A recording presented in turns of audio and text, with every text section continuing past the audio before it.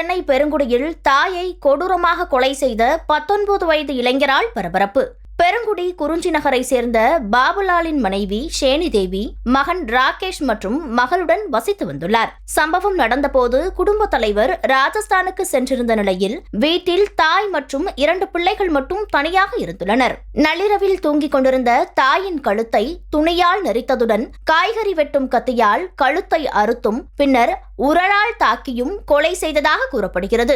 தகவல் அறிந்து சம்பவ இடத்திற்கு வந்த துரைப்பாக்கம் போலீசார் ஷேனி தேவியின் உடலை கைப்பற்றி உடற்கூறு ஆய்விற்காக ராயப்பேட்டை அரசு மருத்துவமனைக்கு அனுப்பி வைத்தனர். ராகேஷை கைது செய்து தொடர்ந்து போலீசார் விசாரணை நடத்தி வருகின்றனர். முதற்கட்ட விசாரணையில் 12ஆம் வகுப்பு பொதுத் தேர்வில் தோல்வியடைந்த ராகேஷை வேலைக்கு செல்லுமாறு அவரது தாய் தொடர்ந்து வற்புறுத்தி வந்ததாகவும் இதனால் ஏற்பட்ட ஆத்திரத்தில் இந்த கொலை நடந்திருக்கலாம் என்றும் போலீசார் தெரிவித்துள்ளனர். மேலும் ராகேஷ் கடந்த சில மாதங்களாக மனநல பிரச்சனைக்காக தனியார் மருத்துவமனையில் சிகிச்சை பெற்று வந்ததாகவும் கூறப்படுகிறது. பெற்ற தாயையே கொடூரமாக கொலை செய்த சம்பவம் அந்த பகுதியில் பரபரப்பை ஏற்படுத்தியுள்ளது.